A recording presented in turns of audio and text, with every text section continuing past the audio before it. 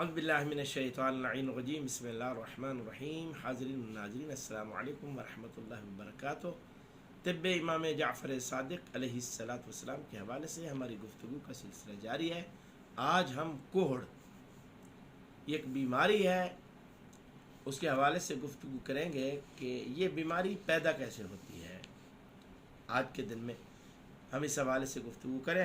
حضرت امام جعفر صادق علیہ الصلاۃ والسلام نے اپنے جد بزرگوار حضرت محمد صلی اللہ علیہ وآلہ وسلم سے اس حدیث کو روایت فرمایا ہے، اور آپ فرماتے ہیں کہ جو کوئی بھی رات کے وقت شاہی ترکاری یعنی تارے میرے کے پتوں کا ساگ کھاتا ہے، اس کی ناک میں سے کوہڑ کی رگ پھٹ جائے گی۔ اللہ اکبر۔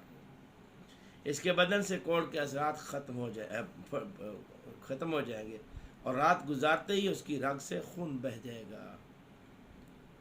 یعنی یہ اسباب بتائے جا رہے ہیں کہ اگر کسی کو کوہڑ کا مرض لاحق ہے اور وہ تارا میرا کا ساگ رات کو بنا کر کھا لیتا ہے، تو رات ہی رات میں اس کے ناک سے کوہڑ کی رگ پھٹ جائے گی اور خون نکل آئے گا۔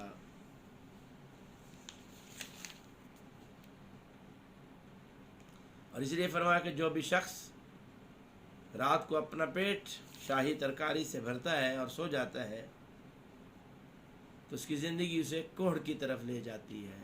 اللہ اکبر۔ اس کا مطلب یہ ہوا کہ ہمیں رات کے وقت، ویسے بھی رات کے وقت سبزی کھانے سے اجتناب کرنا چاہیے۔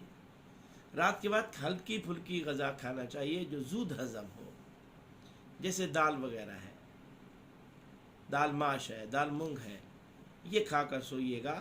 زیادہ بھاری اور سخت غذا کھا کر سونے سے ویسے بھی انسان کا پیٹ بوجھل ہو جاتا ہے، اور جو چیز زود ہضم نہیں ہوتی وہ انسان کے لیے رات کو بے چینی کا سبب بنتی ہے اور تکلیف کا باعث بنتی ہے۔ میری دعا ہے اللہ تعالی ہمیں اپنے حبیب صلی اللہ علیہ وآلہ وسلم اور ان کے اہل بیت اطہار علیہ الصلوۃ والسلام کے بتائے ہوئے زندگی کے اصولوں پر عمل کرنے کی توفیق عطا فرمائے۔ والسلام علیکم ورحمۃ اللہ۔